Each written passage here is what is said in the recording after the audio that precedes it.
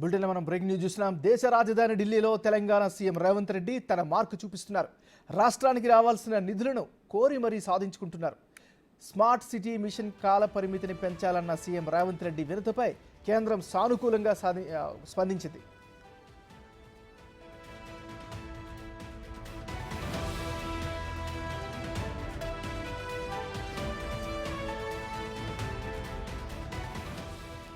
Smart city మిషన్ను 2025 మార్చి వరకు పొడిగించేందుకు కేంద్రం అంగీకరించింది. సీఎం రేవంత్ రెడ్డి వినతికి సానుకూలంగా స్పందించిన కేంద్రం ఈ పథకం పనుల గడువును పొడిగించింది. ఢిల్లీ పర్యటనలో భాగంగా ఈ నెల 24న సీఎం రేవంత్ రెడ్డి కేంద్ర గృహ నిర్మాణ, పట్టణ వ్యవహారాల శాఖ మంత్రి మనోహర్ లాల్ ఖట్టర్ను కలిశారు. స్మార్ట్ సిటీ మిషన్ కాల పరిమితిని వచ్చే ఏడాది జూన్ వరకు పొడిగించాలని కోరారు. అయితే కేంద్ర ప్రభుత్వ గత ఒప్పందం ప్రకారం స్మార్ట్ సిటీ మిషన్ కాల పరిమితి ఈ నెలాఖరుతో ముగియనుంది. రాష్ట్రంలో ఇంకా వరంగల్, కరీంనగర్లో స్మార్ట్ మిషన్ పనులు కొనసాగుతున్నాయి.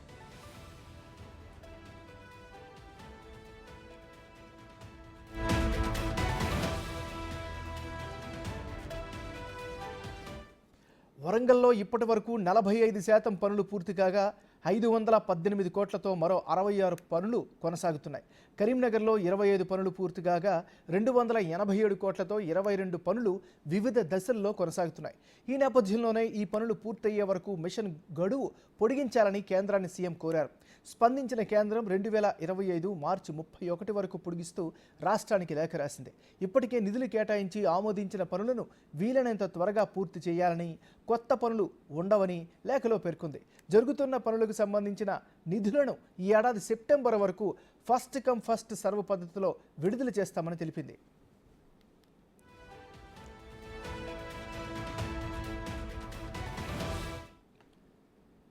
మనం బ్రేకింగ్ న్యూస్ చూస్తున్నాం. దేశ రాజధాని ఢిల్లీలో తెలంగాణ ముఖ్యమంత్రి రేవంత్ రెడ్డి తన మార్కు చూపిస్తున్నారు. రాష్ట్రానికి రావాల్సిన నిధులను కోరి మరీ సాధించుకుంటున్నారు. స్మార్ట్ సిటీ మిషన్ కాల పరిమితి పెంచాలన్న సీఎం రేవంత్ రెడ్డి వినతిపై కేంద్రం సానుకూలంగా స్పందించింది. ఇక ఇదే అంశానికి సంబంధించి మరింత తాజా సమాచారాన్ని మా రిపోర్టర్ శివ ఢిల్లీ నుంచి లైవ్లో అందిస్తారు. శివ, చెప్పండి, మీ దగ్గరున్న అప్డేట్స్ ఏంటి?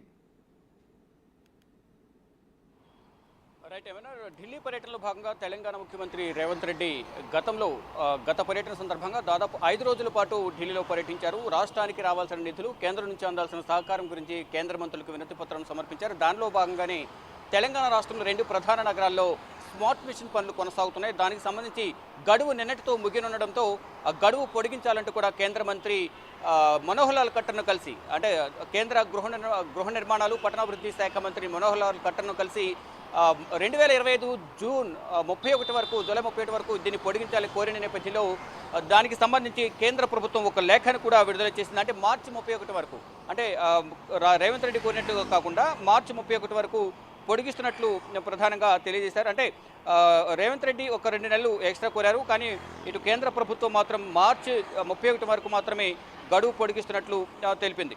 అయితే ఈ గడువు పొడిగించడంతో పాటు దానికి సంబంధించిన, అంటే ఇప్పటి వరకు ఏదైతే పనులు కొనసాగుతున్నాయో వాటికి మాత్రమే పనులు కంప్లీట్ చేయాలి. నూతనంగా వేరే పనులకు సంబంధించి కొత్త పనులు ఉండవని కూడా కేంద్రం లేఖలో పేర్కొంది. ఇక ఇప్పటి వరకు ఏదైతే పనులు కొనసాగుతున్నాయో దానికి సంబంధించిన నిధులను మాత్రం ఫస్ట్ కమ్ ఫస్ట్ సర్వ్ పద్ధతిలో త్వరలోనే నిధులను విడుదల చేస్తాం, అంటే సెప్టెంబర్ వరకు నిధులను విడుదల చేస్తామంటూ కూడా కేంద్ర మంత్రి తెలియజేశారు. దానికి సంబంధించి ఇప్పటికి ఒక లేఖను కూడా విడుదల చేశారు. త్వరితగతిన పనులను పూర్తి చేయాలంటూ కూడా తెలిపారు. అంటే వరంగల్, కరీంనగర్లో స్మార్ట్ సిటీ పనులు, స్మార్ట్ మిషన్ పనులు అయితే కొనసాగుతున్నాయి. దానిలో భాగంగా గత పర్యటన సందర్భంగా జూన్ 24న కేంద్ర గృహ నిర్మాణ, పట్టణాభివృద్ధి శాఖ మంత్రి మనోహర్ లాల్ ఖట్టర్ను కలిసి ఇటు రాష్ట్రానికి ఈ స్మార్ట్ మిషన్ పనులతో పాటు ఇతర పనులకు సంబంధించి కూడా కేంద్ర ప్రభుత్వం నుంచి ఒక వినతి పత్రం సమర్పించారు. దానికి సంబంధించి కూడా త్వరలోనే నిర్ణయం ప్రకటిస్తామంటూ కూడా కేంద్ర మంత్రి మనోహర్ లాల్ ఖట్టర్ తెలిపారు. అయితే తెలంగాణలో వరంగల్, కరీంనగర్ నగరాల్లో ఈ స్మార్ట్ మిషన్ పనులు అయితే కొనసాగుతున్నాయి. ఇప్పటి వరకు చూసుకుంటే వరంగల్లో ఇప్పటి 45% పనులు కంప్లీట్ అయ్యాయి.